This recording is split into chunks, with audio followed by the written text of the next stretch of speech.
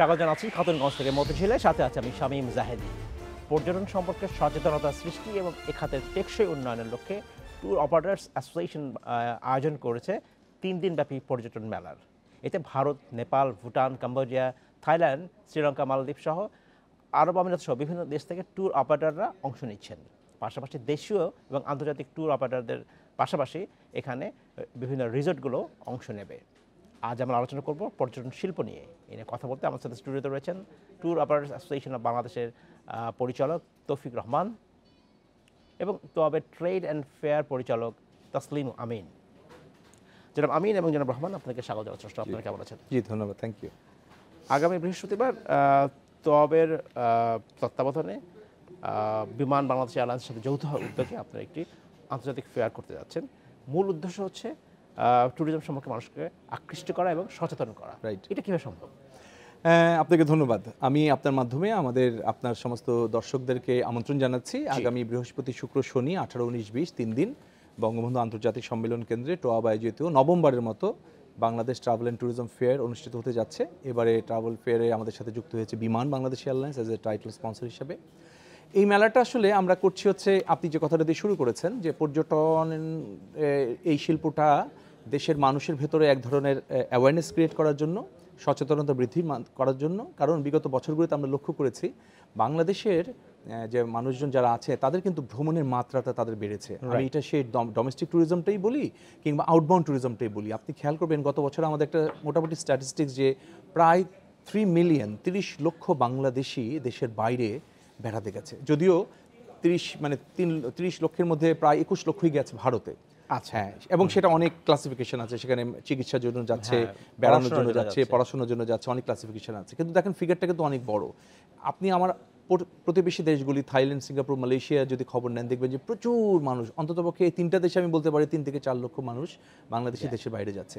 আর দেশের ভেতরে কিন্তু যেটা আপনি আপনার প্রতিবেদনে বলেছেন যে প্রচুর রিসোর্ট হচ্ছে, প্রচুর হোটেল হচ্ছে, দেশের ভেতরেও কিন্তু মানুষের প্রবণতাটা খুব বাড়ছে। এবং এটার সঠিক পরিসংখ্যান বলাটা খুব মুশকিল। কেউ বলে 8 লক্ষ, কেউ বলে 10 লক্ষ, কেউ বলে আরও বেশি। কিন্তু মানুষের রুচিবোধ পরিবর্তন হচ্ছে এবং মালছেতে। এই মেলার মাধ্যমে আমরা একটা মিনি বাংলাদেশের ট্যুরিজমটাকে নিয়ে আসতে চাচ্ছি। এখানে আমাদের এবারে মেলাতে প্রায় 25 থেকে 26টা সংস্থা, বড় বড় সংস্থা অংশগ্রহণ করছে। আমাদের আশেপাশের যে নেইবারিং দেশগুলো সবাই অংশগ্রহণ করছে। নেপাল ট্যুরিজম বোর্ড, ভুটান, শ্রীলঙ্কা, তারপরে এখানে ইন্ডিয়ার বিভিন্ন স্টেট অংশগ্রহণ করছে। এবং আমাদের পরিসংখ্যান হচ্ছে প্রায় বোধহয় 140 জনের মতো বিদেশি ডেলিগেট এবার মেলাতে অংশগ্রহণ করবে। এবং সবচেয়ে বড় কথা, এইবারই প্রথমবারের মতো এই মেলার শুভ উদ্বোধন করার জন্য সদয় সম্মতি জ্ঞাপন করেছেন আমাদের বাংলাদেশের মহামান্য রাষ্ট্রপতি জনাব মোহাম্মদ আব্দুল হামিদ। সুতরাং এটিও এবারে মেলা একটা ভিন্ন মাত্রা নিয়ে আসছে। অনেক ধন্যবাদ। যারা বিদেশি ট্যুর অপারেটর অংশ নিচ্ছে তারা আসলে কী অফার করবে, বা বাড়তি কোনো সুযোগ সুবিধা পাচ্ছে কি না এখানকার বাংলাদেশি যারা যারা হচ্ছে ট্যুরিস্ট আছেন, তারা কি বাড়তি সুযোগ সুবিধা পাবেন সেখানে? আসলে ধন্যবাদ। বাংলাদেশে যারা বিদেশি ট্যুর অপারেটর আসছেন, যারা বেসিক্যালি এই মেলাতে অংশগ্রহণ করছেন, তারা আসলে এবারের মেলায় আসার মূল উদ্দেশ্য হচ্ছিল নেটওয়ার্কিং বিল্ড আপ করা। আচ্ছা, বেসিক্যালি ওরা ডিরেক্টলি কাস্টমারকে সেল করবে না কোনো কিছু। বেসিক্যালি ওরা কান্ট্রিকে প্রমোট করবে উইথ দেয়ার ওন ব্র্যান্ডিং। আচ্ছা, সেই সাথে হচ্ছিল আমাদের মেলায় আমাদের প্রতি বছর, গত বছর থেকে বেসিক্যালি আমরা শুরু করেছি B2B session, basically that is business to business. So এটাতে আমরা, যেটা আপনি বলছেন যে মেলার উদ্দেশ্য কি, তার ভিতরে এটাও একটা উদ্দেশ্য। আমাদের বাংলাদেশের যারা আছেন, বিজনেস করছেন, ট্যুরিজমের সাথে ইনভলভ ফর দ্য আউটবাউন্ড, সেক্ষেত্রে অ্যাটলিস্ট অথেন্টিক এবং খুব প্রপার প্রফেশনাল ট্যুর অপারেটরের সাথে কীভাবে রিলেশন বা নেটওয়ার্কিংটা করতে পারে। সো এটাও একটা উদ্দেশ্য। এক্স্যাক্টলি। আউট অফ দ্যাট যেটা, সেটা হচ্ছিল আমরা এবছর এই আমাদের মেলার ভেতরে আমরা বুদ্ধিস্ট সার্কিটের উপরে একটি সেমিনার করছি, যে Buddhist circuit in a region. এবং এর বাইরে আরেকটা করছি হলো আপনার 1000 years of heritage in Dhaka. আমাদের ঢাকার যে হেরিটেজ আছে এটার উপরে একটি সেমিনার করছি। সো আমরা এই সেমিনারগুলিতে কানেক্ট করছি আমাদের রিজিয়নের ভেতরে যেসব কান্ট্রি রিপ্রেজেন্ট করছেন তাদেরকে সহ আমরা এই সেমিনারটি আয়োজন করছি। এর বাইরে যেটি আছে বুদ্ধিস্ট সার্কিটের, আমাদের নেপাল, শ্রীলঙ্কা, ভুটান, মিয়ানমার সহ যেই বুদ্ধিস্ট সার্কিটের যে রিজনগুলি, এটা সহ আমরা বাংলাদেশ সহ একটি সেন্ট্রাল মার্কেটিংয়ের জন্য একটি MOU সাইন করছি, যেটি একটি অ্যাসোসিয়েশন আছে যে অ্যাসোসিয়েশন অফ বুদ্ধিস্ট সার্কিটের, সেটি মিলিয়ে আমরা একটা ইনবাউন্ডকে ডেভেলপ করার জন্য সেটারও একটি মানে প্ল্যান আছে এবছর। অনেক ধন্যবাদ তৌফিক রহমান। আপনার কাছে জানতে চাচ্ছি যে এত কিছুর আয়োজনের উদ্দেশ্য হচ্ছে আসলে ট্যুরিজম বৃদ্ধি করা। একটি হচ্ছে বাংলাদেশ থেকে মানুষ যাচ্ছে, এটা আপনি বলেছেন, আমরা দেখছি বর্তমান সময়ে বাংলাদেশ থেকে প্রচুর মানুষ বিদেশে যাচ্ছে, একেবারে ট্যুরিজম পারপাসে বেড়াতে যাচ্ছে তারা। কিন্তু একটা বিষয় বোধহয় এরকম, পারসেপশনটা এরকম, আমি তথ্য আমার কাছে নেই, এই জন্যই বলছি পারসেপশনটা এরকম যে বিদেশি ট্যুরিস্ট শুধুমাত্র ট্যুরিজমের জন্য বাংলাদেশে আসছে এমন লোকের সংখ্যা বোধহয় কমে যাচ্ছে। সেক্ষেত্রে ইনবাউন্ড ট্যুরিজম বাড়ানোর জন্য আসলে আপনারা কোনো কী ধরনের পরিকল্পনা নিচ্ছেন আসলে? জি, আপনাকে ধন্যবাদ। এটা আসলে একটা খুব বড় একটা বিষয়। আমরা যারা ট্যুর অপারেটর, আমরা তো আসলেই চাই যে দেশের বাইরে থেকে বিদেশি ট্যুরিস্টরা বাংলাদেশে আসুক, যেটাকে আমরা বলছি ইনবাউন্ড ট্যুরিজম। এবং একটা দেশের যত বেশি সংখ্যক ইনবাউন্ড ট্যুরিজমটা হবে, সেই দেশের ফরেন এক্সচেঞ্জ আর্নিং থেকে শুরু করে পজিটিভ ইমেজ থেকে শুরু করে এমপ্লয়মেন্ট জেনারেশন থেকে শুরু করে সব কিছুই আসলে সম্ভব। আমাদের এই মেলাতেও আমাদের একটা টার্গেট ছিল যে কী করে ইনবাউন্ড ট্যুরিজমটাকে একটু বৃদ্ধি করা যায়। সেজন্য যেটা হয়, পৃথিবী জুড়ে যে জিনিসটা হয় সেটা হলো যে বিদেশে বেশ কিছু বায়ার আছে যারা বিভিন্ন দেশে ট্যুরিস্ট পাঠায়, তাদেরকে এখানে আসলে নিয়ে আসতে হয়। বায়ারদেরকে নিয়ে এসে তাদের সাথে একটা B2B সেশন আমাদেরকে করতে হয়। কিন্তু সমস্যাটা হচ্ছে যে পৃথিবীর সব জায়গাতেই, ভারত সহ, কলকাতা সহ সমস্ত দেশগুলিতে এটা একটা সরকারের সরাসরি পৃষ্ঠপোষকতা হয়ে থাকে। কারণ দেখেন, বিদেশি বাইরা যখন আনতে হয়, তাদেরকে এয়ারফেয়ার থেকে শুরু করে তাদের হোটেল থেকে শুরু করে সমস্ত কিছু কমপ্লিমেন্টারি বিয়ার করতে হয়। তো আমাদের মতো এরকম একটা অ্যাসোসিয়েশনের পক্ষে ওইরকম মানে 2-3-4 কোটি টাকা খরচ করে, এখন যেসব বায়ার আসেন তাদের জন্য তাদের খরচটা কে বহন করছে? এখন তো যারা এক্সিবিটর হিসেবে যারা আসছে তারা নিজেরাই বহন করছে। এর বাইরে তারপরে আমরা ছোট আকারে যে ঘটনাটা করছি সেটা হলো যে একেবারে যদি ইনবাউন্ডটা যদি ধরাছোঁয়ার বাইরে চলে যায়, তাহলে কিন্তু আমাদের উদ্দেশ্যটা সফল হবে না। সেজন্য আমরা ছোট আকারে আমাদের পার্শ্ববর্তী প্রতিবেশী দেশগুলো থেকে প্রায় 25 থেকে 30 জনের মতো আমরা রেজিস্টার্ড বায়ার নিয়ে আসছি, যারা শুধুমাত্র আমাদের যারা ট্যুর অপারেটর যারা আছে তাদের সাথে বসার জন্যই, মিট করার জন্যই তারা এখানে আসছে। তো তাদের মাধ্যমে একটা ছোট আকারে হলেও ইনবাউন্ডের একটা সুযোগ সৃষ্টি হবে। কিন্তু আমি তো এখনও বিশ্বাস করি যে আমরা আসলে ইন ফিউচারে বড় করে একটা শুধুমাত্র একটা B2B মেলা করতে চাই, একটা ইনবাউন্ড মেলা করতে চাই, এবং কি করে আরও দেশের বাইরের পর্যটকদের এখানে নিয়ে আসা যায় সেটা আসলে চিন্তা করছি। কিন্তু আমি মনে করি যে সেটার জন্য সরকারের একটা সরাসরি আপনার কাছে তো নিশ্চয়ই তথ্য আছে, গত কয়েক বছরে কিভাবে কি পরিমাণ কমছে আপনার যে তথ্য? আমি 2016 পর থেকে বলি, 16তে যেহেতু হোলি আর্টিজান হলো, তারপরে থেকে তো একেবারে জিরো হয়ে গেছিল। 17 থেকে একটু একটু বাড়ছিল, 18 থেকে একটু বাড়ছিল, কিন্তু 18 শেষ থেকে আর 19 এই শুরু পর্যন্ত আমরা দেখেছি যে কিছু কিছু ইনবাউন্ড ট্যুরিজমের বা যে সমস্ত দেশগুলি বাংলাদেশ থেকে মুখ ফিরিয়ে নিয়েছিল, তারা মোটামুটি একটু মানে বাংলাদেশের ব্যাপারে একটু আগ্রহী হচ্ছে। আমি আশা করি এবছরের শেষ থেকে যে সিজনটা স্টার্ট হবে আমাদের সেপ্টেম্বর অক্টোবর থেকে, 2019-এর যে সিজনটা আমাদের স্টার্ট হবে, কারণ আপনি জানেন এটা অনেকটা মৌসুম ভিত্তিক, সেই সময়ে একটা ফ্লো হবে। কিন্তু সেটি কোনো ক্রমেই 2016-র আগে ঘটনা ঘটার আগে যে অবস্থাটা ছিল সেটার মতো না, একটু সময় লাগবে। তবে আমি মনে করি যে এই জায়গাটার মধ্যে আমাদের বেসরকারি সংস্থাগুলির পাশাপাশি সরকারের একটা বড় ভূমিকা রয়েছে। কারণ এখনই যদি আমরা একটু মিডিয়া ক্যাম্পেইন করতে পারতাম, আমরা পজিশনিং স্ট্র্যাটেজি মিডিয়া ক্যাম্পেইন করতে পারতাম যে দেশের অবস্থাটা অনেক বেশি উন্নত হচ্ছে, গত 4 বছরে বড় অর্থে এই যে ঘটনাটা 2016-তে ঘটলো এরকম বড় ঘটনা ঘটছে না, বা সরকারে এই ক্ষেত্রে অনেক বড় ভূমিকা পালন করছে, এই জাতীয় যদি আমরা বিদেশে আমাদের হাই কমিশন মিশনের সহযোগিতা যদি পজিটিভ ইমেজ নিউজটা যদি ছড়াতে পারতাম, তাহলে মানে আবার ফিরে আসতে। অনেক ধন্যবাদ। আমি আপনার কাছে ফিরে আসবো জনাব তসলিম আমিন। আপনার কাছে আমি জানতে চাচ্ছি যে এই মেলার সম্বন্ধে আরেকটু বাড়তে জানতে চাই, কারণ এই মেলার আপনি একজন কনভেনারও, আহ্বায়ক বটে। কারা আসলে যেতে পারবে, কী ধরনের টার্গেট অডিয়েন্সকে আপনার টার্গেট করছেন, যদি একটু বিস্তারিত আপনি বলতেন। আমরা আসলে এই বছরের মেলার ভেতরে বেশ কিছু নতুন ডাইমেনশন ক্রিয়েট করার চেষ্টা করেছি, যার ভেতরে ট্যুরিজম ডিপার্টমেন্টের বেসিক্যালি যেসব ফ্যাকাল্টি, যেসব ইউনিভার্সিটিগুলি আছে, আমরা ওদের ক্ষেত্রে সম্পূর্ণ আপনার এন্ট্রিটা কমপ্লিমেন্টারি করছি থ্রু ওয়েবসাইটের মাধ্যমে। যদি ওরা রেজিস্ট্রেশন করে উইথ দেয়ার আইডি, সো সেক্ষেত্রে আমরা ওদেরকে এনকারেজ করছি যে আমাদের এই ফেয়ারগুলি ভিজিট করার জন্য। কেনই বা ভিজিট করবে? এর বাইরে হচ্ছিল আমাদের ট্যুরিজম রিলেভেন্ট, আমরা যেসব প্রকাশনীর যেসব বই আছে তাদেরকেও এই ফেয়ারে এবছর অন্তর্ভুক্ত করেছি।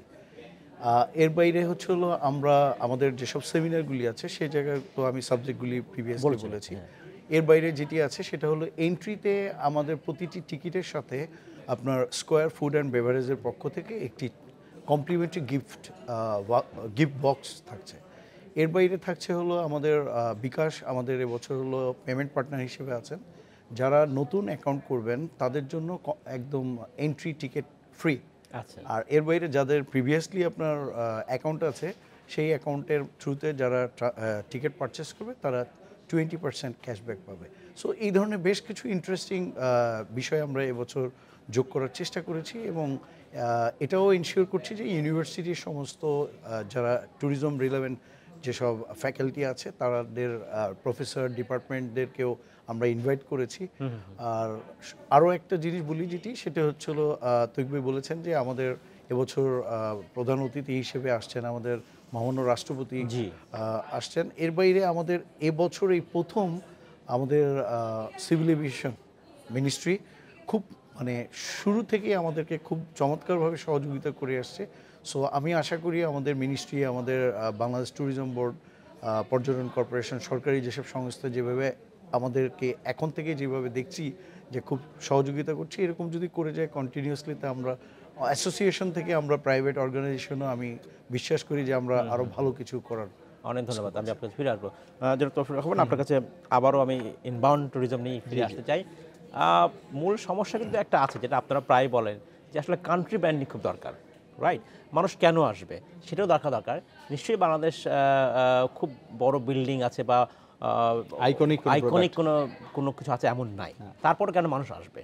সেই জায়গাটা ব্র্যান্ডিং আসলে হচ্ছে কিনা, বা এই দায়িত্ব কি শুধুই সরকার করবে নাকি আপনারা প্রাইভেট সেক্টর থেকে কিছু করবেন? না, মূল্য তো মানে আমি যদি বড় আকারে ব্র্যান্ডিং এর কথা বলি সেটা তো আসলে দেশকেই করতে হবে। কান্ট্রি ব্র্যান্ডিং একটা দেশের একটা ট্যাগলাইন, দেশের যেটা ইনক্রেডিবল ইন্ডিয়া কিংবা ট্রুলি মালয়েশিয়া, অ্যামেজিং থাইল্যান্ড, এই জাতীয় বড় আকারে ব্র্যান্ডিংটা তো সরকারই করতে হবে। ধরেন আমরা যখন বিভিন্ন পর্যটন মেলায় যাই, আমরা দেখি rail station, train station, even বাসের গায়ে ইনক্রেডিবল ইন্ডিয়া বা ট্রুলি মালয়েশিয়া দিয়ে ব্র্যান্ডিং দিয়ে সারা ইতে ঘুরে বেড়াচ্ছে। বড় বড় CNN, BBC বড় বড় জায়গাগুলিতে আমরা বিভিন্ন ধরনের বিজ্ঞাপন ধরি। সো এই বড় আকারে ব্র্যান্ডিংটা তো ওরাই মানে সরকারই করবে, সব দেশে তাই করে। আমরা যেটা হচ্ছে যে আমাদের সীমিত পরিসরে আমরা যে করছি, আমাদের কাজটা আসলে কি? আমাদের কাজটা হচ্ছে যে যখন কেউ দেশ সম্পর্কে যখন একটা ইনফরমেশন পেয়ে যায়, তখন দেশে আসলে বেড়ানোর ক্ষেত্রে যে সমস্ত আয়োজনগুলি করতে হয়, প্যাকেজগুলি করতে হয়, আমাদের কিন্তু মূল কাজ কিন্তু সেটাই। আমরা মেলাতে গিয়ে কিন্তু সেই কাজটাই করি আমরা, কিন্তু অ্যাসোসিয়েশন পক্ষ থেকে নিশ্চয়ই একটা বড় একটা ভূমিকা আছে, এবং আমার একার পক্ষে হয়তো এই কাজটা করা সম্ভব না, কিন্তু অ্যাসোসিয়েশনের 600 মেম্বার মিলে তো আমরা এই কাজটা করতেই পারি। সেই কাজটা আমরা করছি। আমরা বিভিন্ন অ্যাসোসিয়েশনগুলির সাথে, মানে দেশের বাইরের বিভিন্ন অ্যাসোসিয়েশনগুলির সাথে আমরা MOU সাইন করছি। আমরা যখন ওই দেশে যাব, ওরা আমাদেরকে একটা সুযোগ দেবে দেশটাকে প্রমোট করার জন্য। ওরা যখন আমাদের দেশে আসবে, আমরা তখন ওদেরকে সুযোগ দেবো ওদের দেশটাকে প্রমোট করার জন্য। সো এই কাজগুলি অ্যাসোসিয়েশন টু অ্যাসোসিয়েশন, যার জন্য আমরা একটা রিজিওনাল একটা বড় আকারে একটা অ্যাসোসিয়েশন বা একটা কনফেডারেশন করার কথাও ভাবছি, যেটা হয়তো এবারে আমাদের মেলায় eastern India tour operator association, Himalaya association আসতেছে, অ্যাসোসিয়েশন এবং বুদ্ধিস্ট ট্যুর অপারেটর আসতেছে। তাদের মাধ্যমে আমাদের তরফ থেকে আমরা একটা বড় আকারে একটা MOU সাইন করবো, এবং আমাদের যতটুকু সীমিত ক্ষমতার ভেতর দিয়ে আমরা বাংলাদেশকে তুলে ধরার চেষ্টা করি। স্বাগত আরেকবার খাতুনগঞ্জ থেকে মতিঝিলে। আজ আমরা আলোচনা করছি পর্যটন শিল্প নিয়ে কথা বলতে আমাদের স্টুডিওতে রয়েছেন ট্যুর অপারেটর্স অ্যাসোসিয়েশন অফ বাংলাদেশের বা তোয়াবের পরিচালক তৌফিক রহমান এবং তোয়াবের ট্রেড অ্যান্ড ফেয়ার পরিচালক তসলিম আমিন। আপনাকে আবার স্বাগত জানাচ্ছি। জনাব আমিন, আপনার কাছে আমি জানতে চাচ্ছি একটা বিষয়, সেটা হচ্ছে যে কী ধরনের সেমিনার আপনারা আয়োজন করছেন, এইসব সেমিনারের বিষয়বস্তু কী, এবং সেখান থেকে আসলে উদ্দেশ্য বা কী আপনার? আমরা সেমিনারের ভিতরে প্রথম যেটি রেখেছি সেটি হচ্ছে 1000 বছরের ঐতিহ্য ঢাকার। সো তার কারণ হচ্ছে আমরা জানি, আমরা বলছি যে আসলে এটি হয়তো 400-500 বছরের, কিন্তু আসলে বিষয়টি কিন্তু আসলে 400-500 বছরের না। এটি আসলে 1000 বছরের অনেক ঐতিহ্য আছে, যেটি আমরা এটাকে কখনো নিয়ে আলোচনায় আনি নেই। সো এটির বিষয় নিয়ে আমরা একটি সেমিনার রেখেছি। দ্বিতীয়টি রেখেছি, যেটি আমি আগেও বললাম, সেটি হলো আমাদের বুদ্ধিস্ট হেরিটেজ যেসব সার্কিট যেগুলি আছেন, আমরা সেই মনুমেন্টগুলিকে নিয়েও নেপাল, শ্রীলঙ্কা, ভুটান, আমাদের এই রিজিয়নের যারা আছেন, এই টোটাল একটি অ্যাসোসিয়েশন আছে, যেটি association of Buddhist circuit. Buddhist সার্কিটের যে অ্যাসোসিয়েশন, ওনারা সবাই আসছেন। ওনাদের সাথে আমাদের অ্যাসোসিয়েশন এবং আমরা বাংলাদেশের পার্টের রিপ্রেজেন্ট করছি, এবং এই উপলক্ষে একটি MOU সাইন করছি। অনেক ধন্যবাদ। জনাব তৌফিক রহমান, আপনার কাছে একটা বিষয় জানতে চাচ্ছি যে ডোমেস্টিক ট্যুরিজম জানতে চাই যে আসলে এর মাধ্যমে, এই মেলার মাধ্যমে এইখানে কিছুটা উপকার হবে কিনা।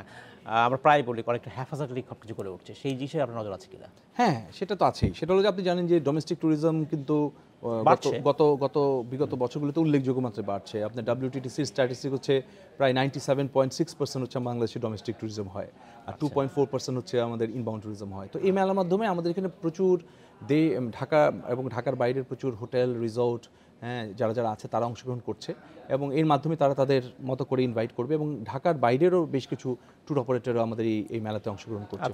ফলে তারাও কিন্তু সেই রিজিওনাল, খুলনা থেকে আসছে, চিটাগং, কক্সবাজার থেকে অনেকে আসছে, সিলেট থেকে আসছে, তারাও এসে কিন্তু তাদের প্রোডাক্ট নিয়ে, মানে স্ব এলাকার যে প্রোডাক্ট নিয়ে আসলে কথা বলবে। তো আমরা যেটা চাই যে ডোমেস্টিক ট্যুরিজম আমাদের এখানে হচ্ছে ঠিকই, কিন্তু এটাকে যদি একটু